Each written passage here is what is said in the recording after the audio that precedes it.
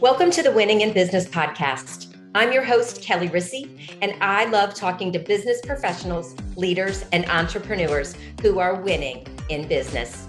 Are you ready to reach your next level of success? If so, join us on the Winning in Business podcast as I interview entrepreneurs, business professionals, and leaders who share how they've risen to success. Before we begin, go ahead, hit subscribe and the notification button so you'll be notified each time a new episode is released. Plug in and settle in. You're about to be inspired to rise up to your next level of success. Welcome to another episode of Winning in Business. I'm Kelly Rissy, and I'm super excited for you to be here, as well as my guest. Today, my guest is Cynthia Kirkpatrick, CPA, CFP, and she is a senior financial advisor at Moneta. She's also a podcast host, author, speaker, community volunteer, wife, and mom of three. No matter what hat she's wearing, it's her mission to help others break free from feeling stuck and overwhelmed. As a financial advisor and fiduciary, she partners with clients to simplify the headlines, coordinate their advisors, and execute a comprehensive plan to achieve their financial dreams. In 2022, she and her husband started building the She Lift Project podcast that launched in 2023. The podcast highlights highly successful women and shares their pursuit of personal and professional greatness. No rise to the top comes without sacrifices and lessons learned. Cynthia is grateful every day to live a blessed life with her three children and husband of 20 years, a life based on positivity, service, and growth. So Cynthia, welcome. Thank you, Kelly. I'm so excited to join you on this podcast. I've heard your name everywhere and so many great comments about you. So I'm excited and grateful to join you. Well, thank you. Yes. I loved reading your bio. I know we're going to dive into some of that. So tell us, where did you start and how did you get to where you are? And, share a little bit of the backstory for us. And then you can even go into what you're doing now. You start talking and we'll see where it goes. Well, one of those designations, everybody seems to recognize the CPA. I graduated college, double majored in accounting and mass communication. And I knew all along accounting, that world was the world I wanted to be in. So imagine 2000 graduating, right? What jobs are available or out there? I knew some people who were in accounting. I chose that. And it was a very interesting field to start in, a lot of problem solving, management, communication with clients. It taught me a lot of skills that I probably wouldn't have gotten in the public accounting world, but it also there's something missing.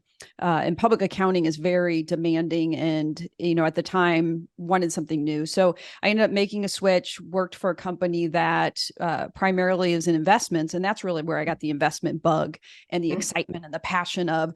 I wasn't excited to read CPA laws and rules. I was really excited to read, which would be shocking for people out there, I'm sure, really excited to read about investments in the markets and what's going on and what in the world trickles down and affects that. So that's where I got the bug, started sitting for other certifications. And 10 years ago, just over 10 years ago, found Moneta, a great place where it just seemed like it brought all my goals, desires, and skill sets together.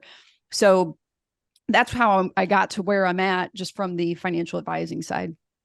Okay. And then this podcast that you have going on, what brought that on for you to take on this whole new role, really? Because as a podcast host, I know the time, the dedication it takes to do that. So what led you into that, the She Lift Project?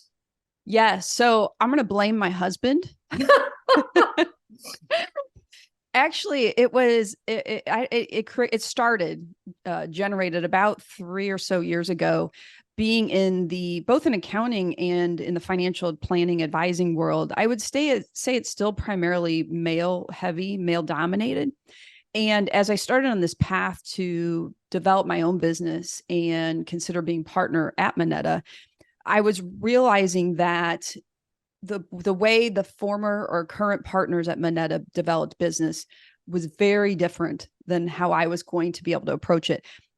I played soccer into college. I don't play golf.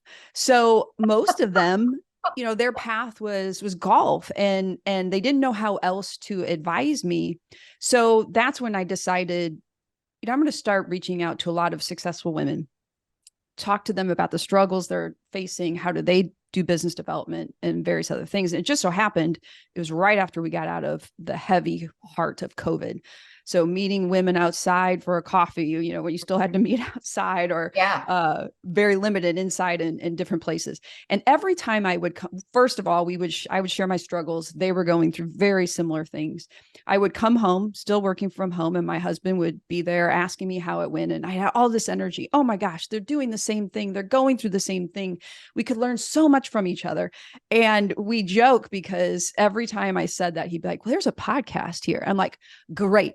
But, et cetera, et cetera. And I had some other ideas, but being the NYU Film School graduate and creative guru that he is, it was his kind of brainchild of how do we put this podcast together. So thankfully, he and I have partnered where I can use his skill sets to come up with the trademark, the different things, and put it together. But it really has become, as you mentioned earlier, sharing stories of failure, success, mindset issues, challenges, and how do we overcome and learn from each other, and really do it in a collaborative and positive community state. But to your point, probably the real podcast work started, because so much goes into it, started over a year ago, maybe even probably closer to 2 years by the time you start figuring out names and logos and all that stuff that I'd rather not do.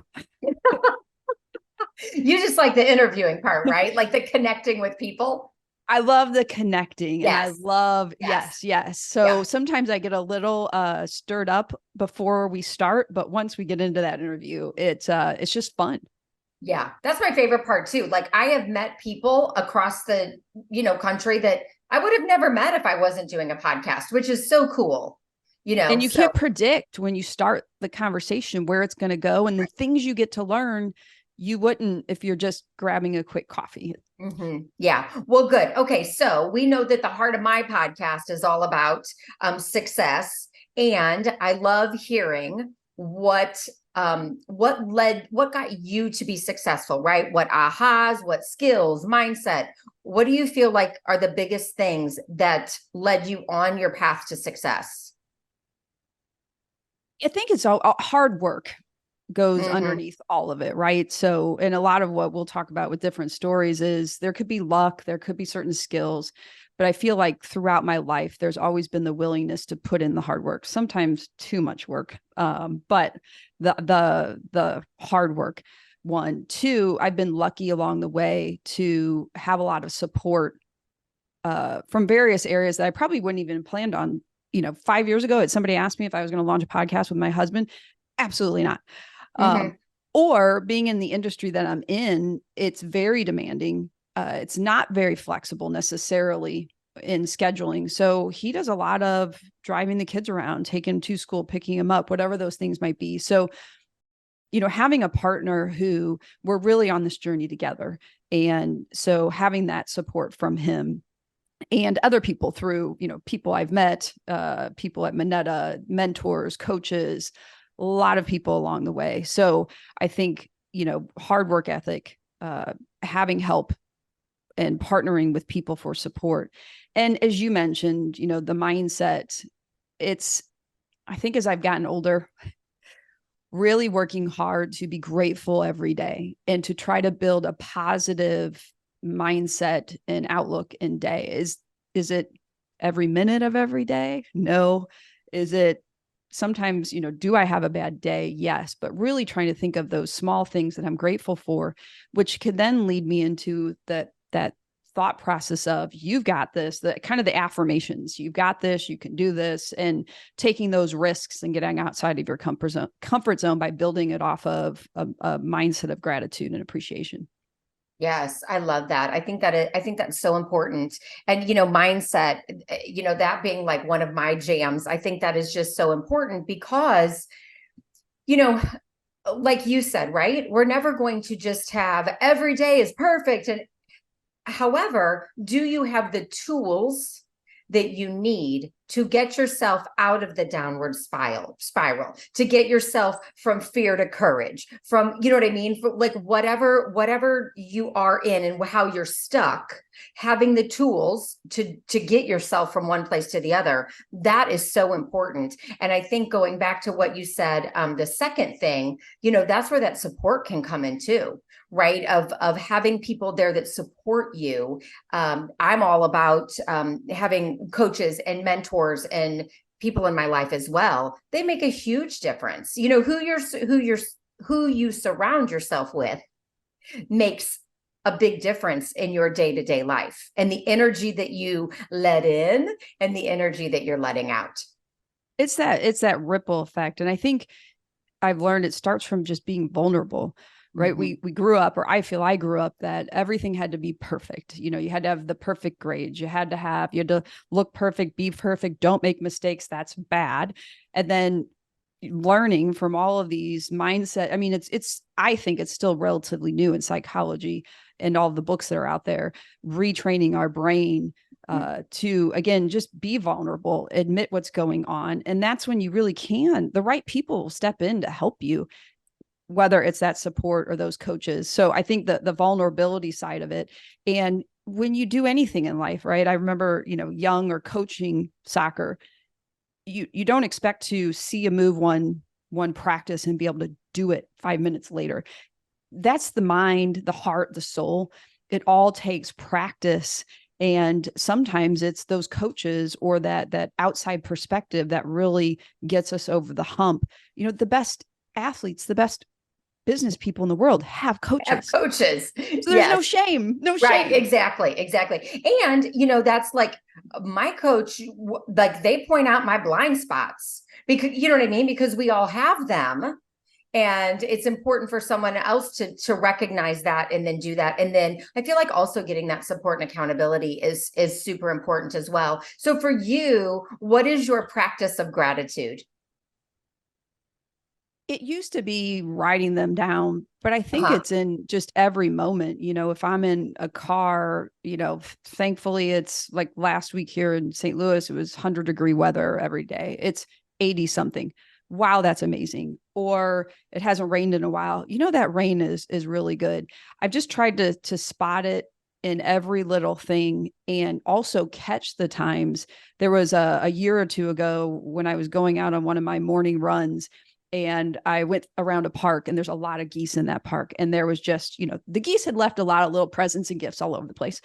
And I remember thinking, oh my gosh, this is awful. Why do they have to do this on the path? And I thought, wait a minute.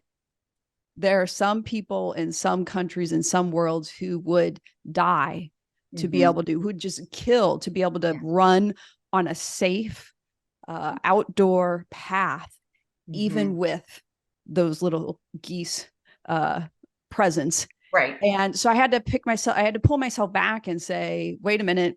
Nope. We're lucky that you get to put these running shoes on, wear those clothes, get out there and do this in a safe environment. And so sometimes I think by practice, I continue to catch myself and pull myself out of it.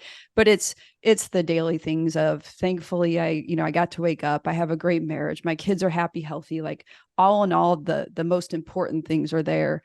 And sometimes it's little sayings like, that's a first world problem, or there are people who would kill to have my worst day. And man, it annoys the heck out of my family, but I try to say those often. Yeah.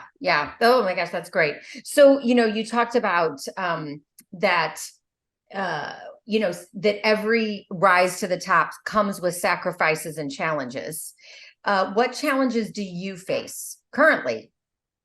I think it's 3 kids, 11, 14, and 7. Well, he's almost 17. The youngest is almost 12. So 3 kids, relatively independent, but very active. Again, a marriage that is amazing, but it still takes time and energy.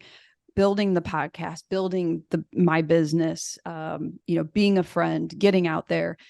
There's a lot going on. So I think the challenge is trying to show up as my best self in each moment, get myself out there, just when I think, no, I'm done, or I don't want to go to that thing tonight, get out there and do it. You never know what blessings will come from doing that. So, but on the flip side, making sure balancing that with burning yourself out and being unhealthy to the point of then what's it all for? So I think it's that some of the podcasts you've had, and I forget, I wrote some notes here, but delegation, freedom, it's that balance, trying to find that harmony. I guess I've heard balancing act isn't great. It's harmony and it changes every day, but those are probably my biggest struggles, showing up and doing all that, but also then, which I didn't mention yet, but setting boundaries too, and being okay with, putting, I guess, setting up some walls or some boundaries to say, no, I need this today or in this moment. I can't be everything for everybody else. Yeah. And I feel like as when you have a vision and you know your vision very clearly for your life and your business, it is so much easier to set up boundaries, because if it doesn't align with your family or your business, then now is not the right time. You know what I mean? And being able to say no and get comfortable saying no. And a no, I always say, just means not right now. Like, it doesn't mean forever unless it does, but you know what I mean? Like, it's just not right now. And I think that we do have to be super careful on our yeses and our nos, so that we're not expending all of our energy on things that are not important and are not driving us forward, either as a family or in our business. Right. And it's sometimes it's that no is just leaving space for the right thing. Yes. But trying to get your mindset around that versus, again, I think growing up, it was you help others first, you share that toy or that snack with whoever first. And maybe I'm still in this mindset because I have kids, but we were taught, I feel like, in that era to give to others. And so if you're selfish, if you think of yourself first, there's a piece to all of that, right? And how do we blend that where we give to others, but we also, by giving to ourselves, we can sometimes give more to others. So that no, I'm still struggling and working with that. Keep going. You know what I mean? Like, just, it is like you just said earlier, right? It's the practice of it. Just like practicing gratitude. I feel like it's the same thing of practicing the yes, or the no, excuse me, practicing the no, so that you can have a better yes. I think sometimes we're so quick to say yes to things that may not be the best quality of things. And if we just hold tight and maybe say no to this, we can say yes to something greater that maybe makes more impact. And we may have, by the fear of saying no, maybe because we've already told the story of what that other person is going to think if we say no, when in fact, that might not even be the case, right? But that's led or poured on some of that guilt onto us because of what we think it might do to them. And the other options might be, no, I can't do this, but I know somebody who might be willing to help, or I know there might be a way to say no and still help. And you know what? It's okay if you can't do that either, because we can't do everything anymore. It's interesting that you brought up guilt, because in my 1-day deep dive that I do, women, so we eliminate, level off, I'm going to say, negative emotions: anger, sadness, fear, hurt, and guilt.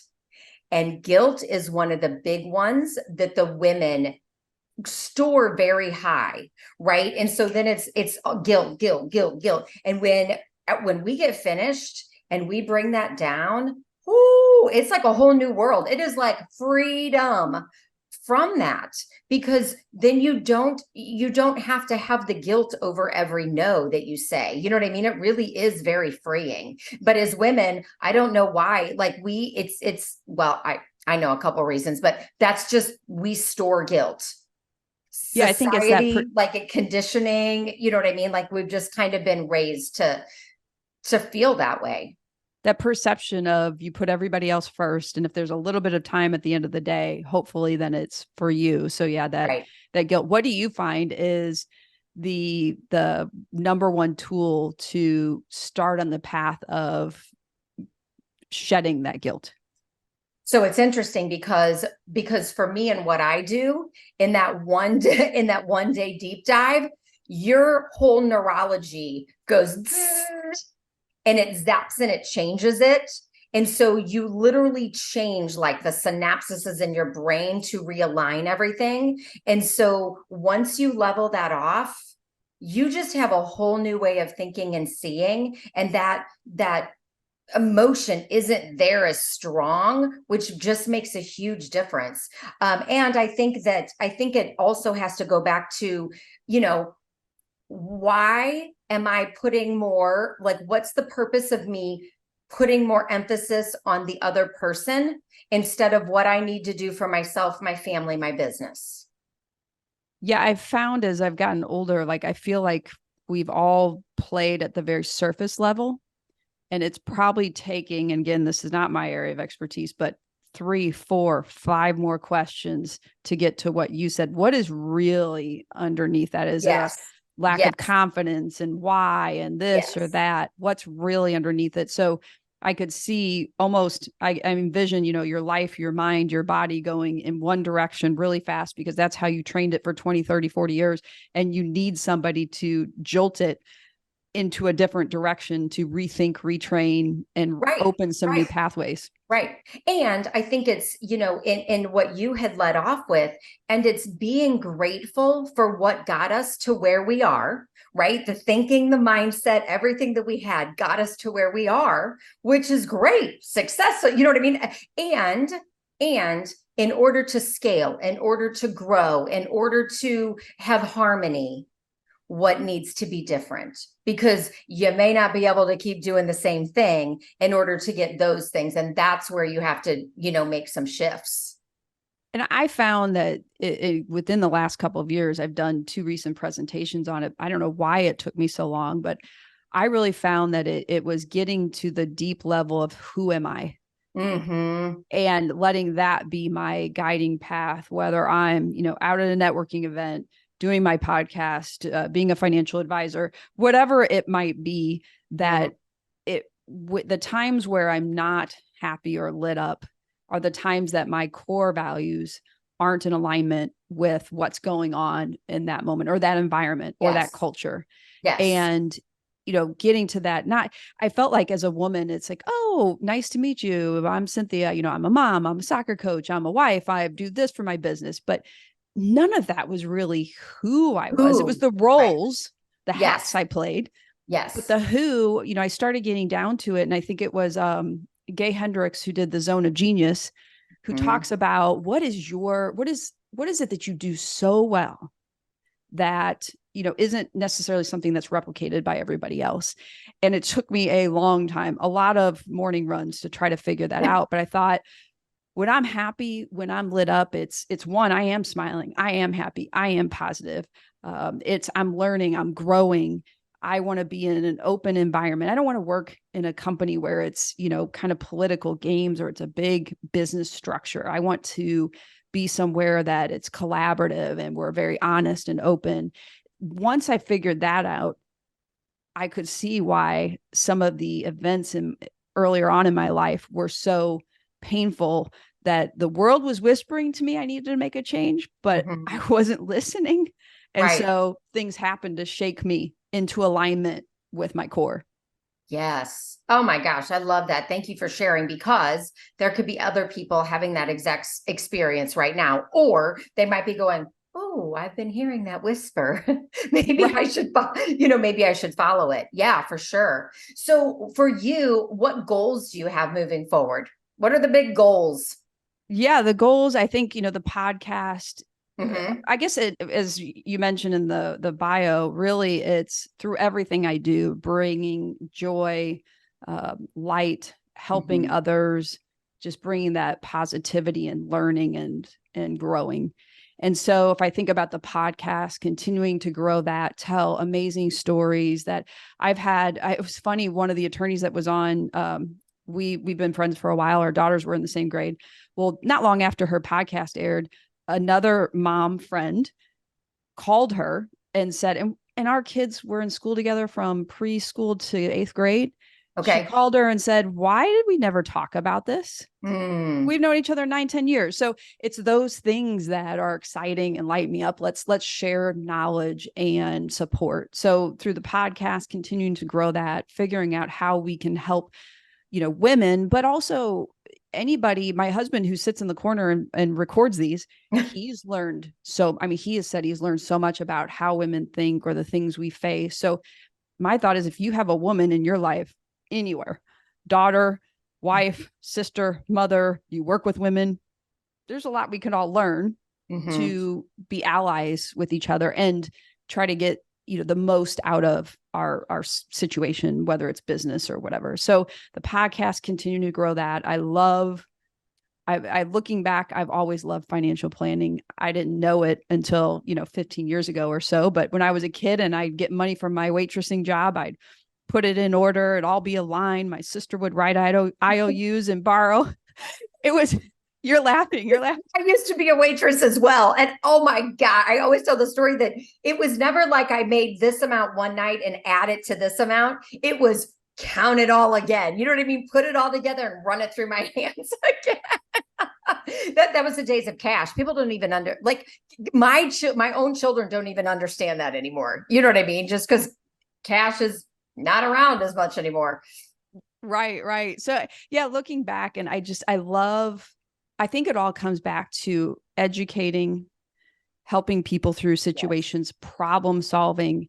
I can do that with a podcast. I can do that with the financial planning, every aspect of my life.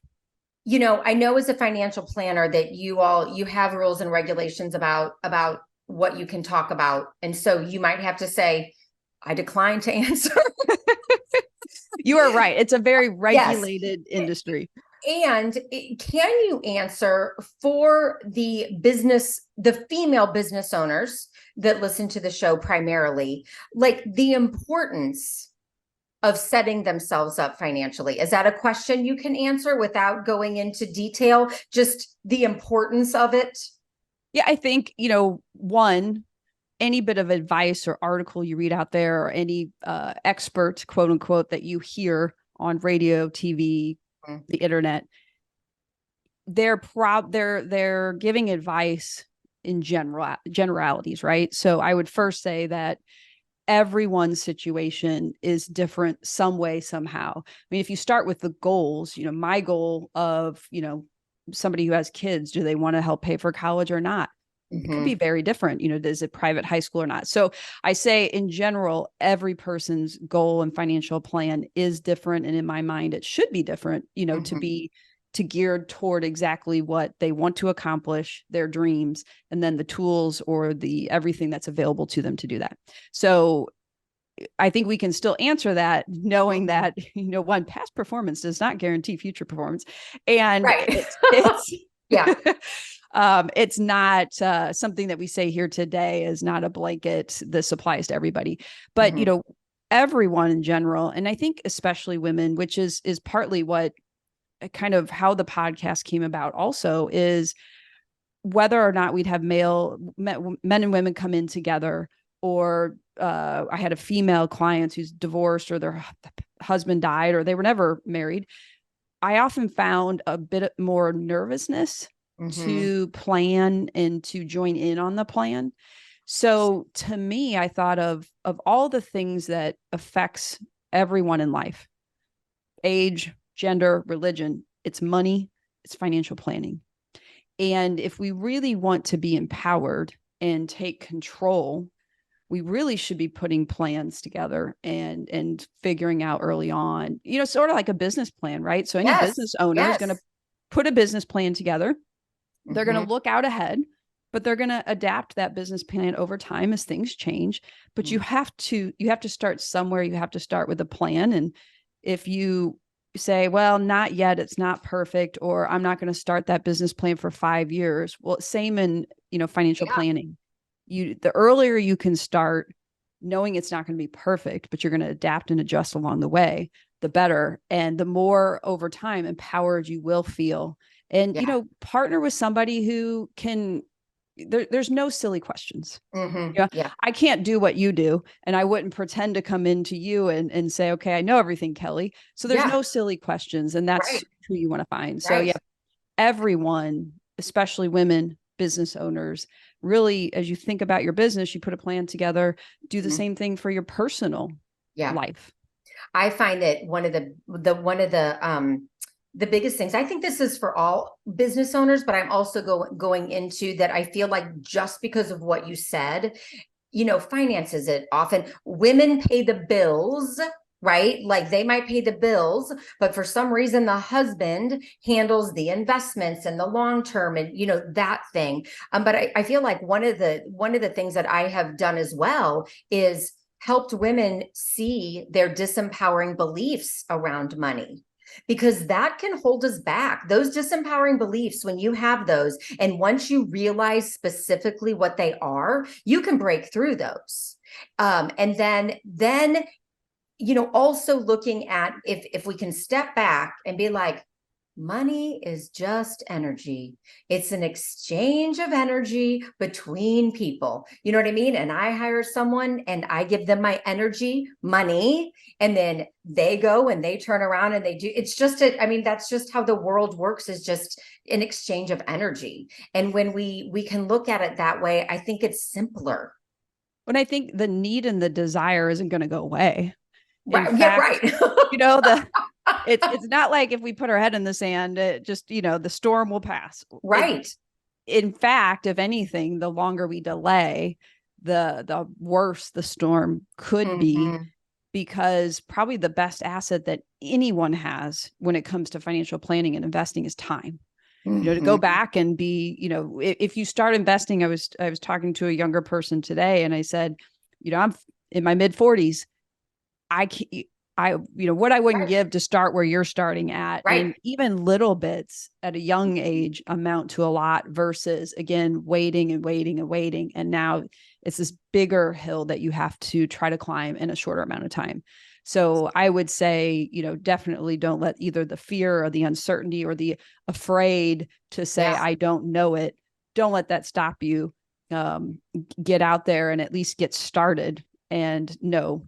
I had my kids read Rich Dad, Poor Dad, the junior version, like the kid version. Okay. Because it's shorter, it's simpler. And honestly, I think anybody can pick that one up. Yeah. Read that one first. And if you want way more detail, go into the, pick up the regular one. But I had them read that early, and in high school, when they got their first job, they automatically started, they have their investment set up already, so that they can be in that position. And, when they're 50, that they have already accumulated so much money. So important. Yeah, there's an interesting, sorry to geek out for a second, but there's an interesting go ahead. rule out there called the rule of 72. So in general, any combination of, 10 times 7 is roughly 72. So not saying it will, if my money earns, say, 7% a year, it will double if it earns 7% a year, it doubles in 10 years. If it earns 10%, it doubles in 7 years. So early on, those doubles don't mean a lot, right? So my 1,000 that turns into 2,000, not much. The 2 that goes into 4. But later on in life, if you're getting those doubles of 4 to 8 to, and obviously we're probably talking about bigger numbers here, it's later on in life that those big doubles happen. And there's been a couple studies and books on Warren Buffett that he actually didn't make most of his money until I don't know the exact years, but maybe it was 55 or older, or 60 or older. So he really wasn't the multi-billionaire that we know today until he got to those later years, because of the bigger doublings, that if you don't start early enough, you can't enjoy that compounding as much later on in life. Yes. Oh, so good. So good. Money. You know what women should talk about more? Money. Right. I mean, you think about, of all the things that we don't talk about, your money parents, is one of them. We don't talk about religion, politics, and money. Okay. Religion and politics, got it. But even just money on the basis of learning. Wow. If we could start that so much earlier in families and education, the next generations would be so much further ahead. I mean, it's funny. My son and my oldest daughter, they started roughing at 11. I opened a Roth IRA for them. We put the money in, it's investing, and they'll be better off than my husband and me. So. Okay. So, what is an accomplishment or a couple that you are really proud of that you want to share? And this was funny because it was sort of hard for me, not only working on boundaries, but working on just celebrating the wins and the things that I've done through the years. But I would say maybe one of the oddest ones lately is, as I mentioned, a lot of the things I started doing, running every morning. So about 3 years ago, well, short story, May of 2020, I had a second grader, a fifth grader, and a seventh grader. We were all home, right? Yeah. And I said that intentionally because that paints the picture of. It does paint the picture. My husband already worked from home. I was working from home, and they're all home from school. And, at least especially those grades, they were very much needed help. And so it was, and I love my husband. He's very involved, but it was always mom, mom, mom, mom, mom. Hey, mom. Hey, mom. And he's sitting there going, you just walked by me. I could help you with that.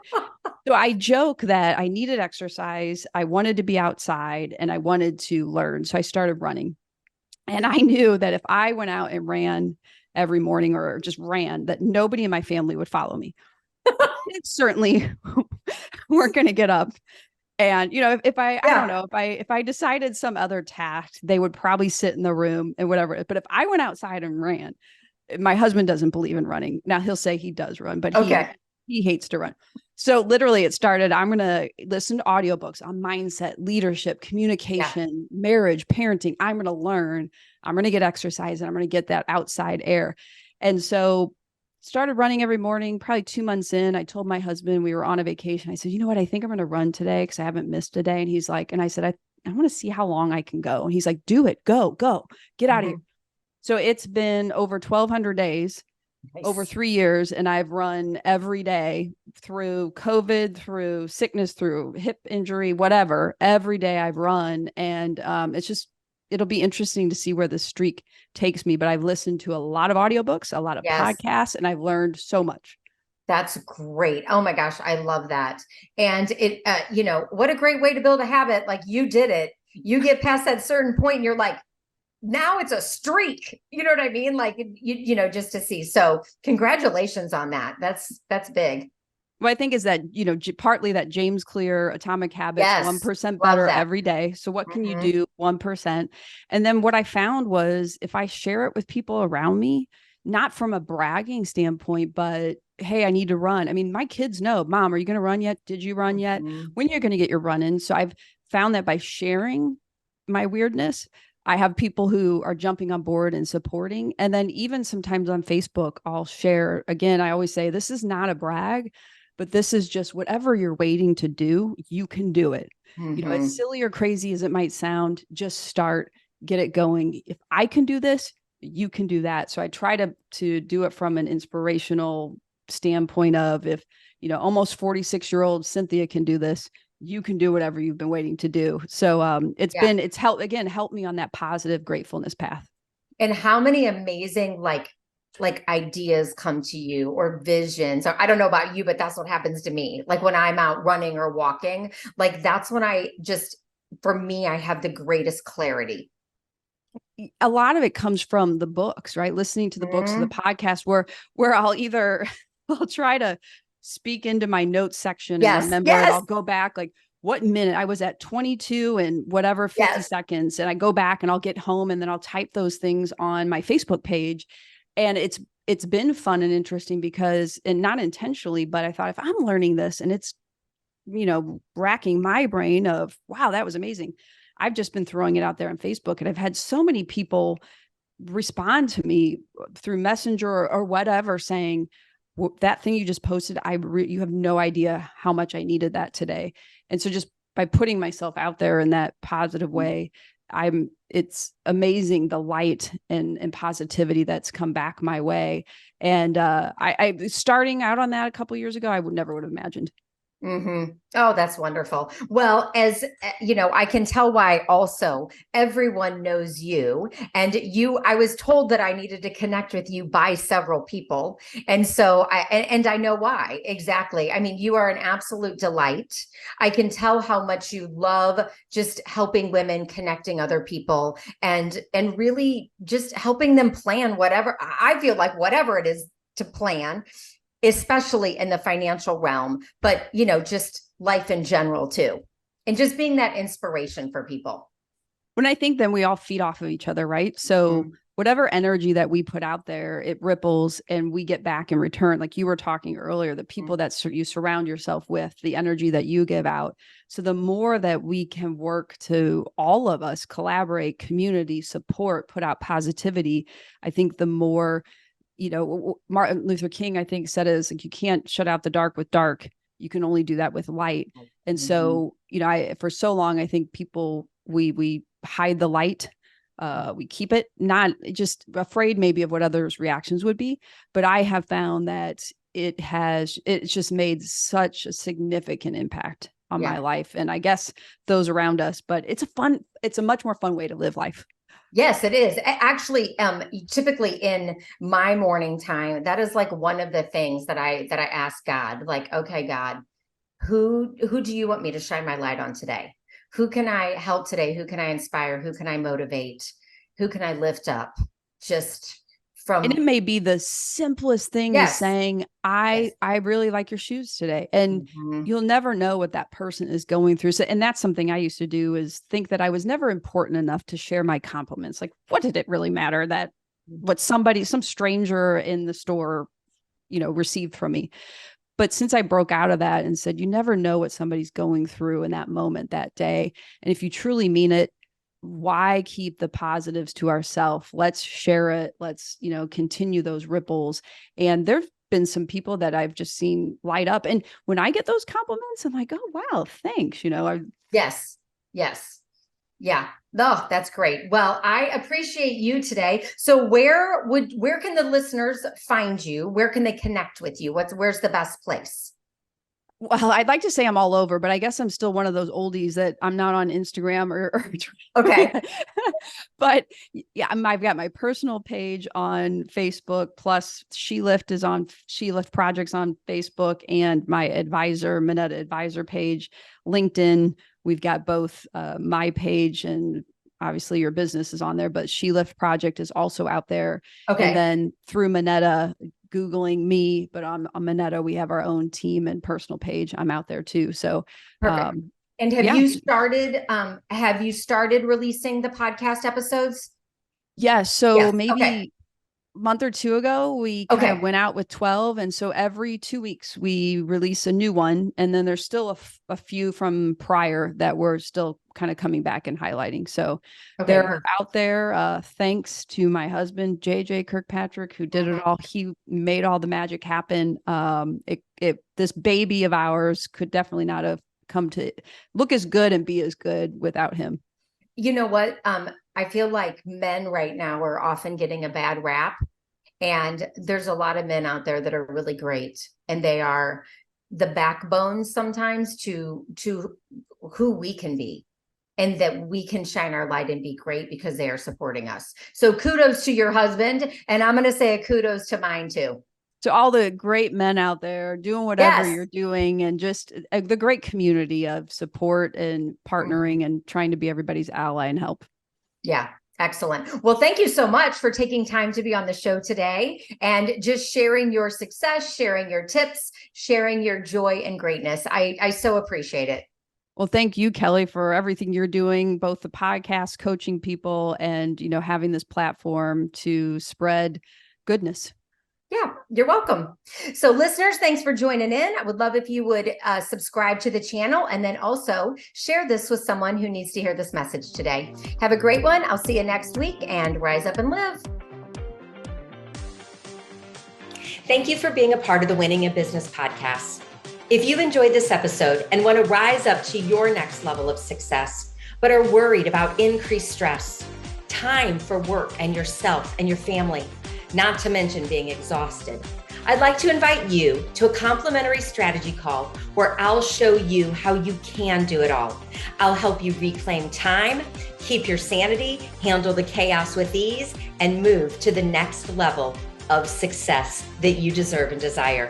I hope you found value in listening today. Please always leave your comments, feedback, or questions. We check them all. I want you to continue winning in business and reach your next level of success. See you next time.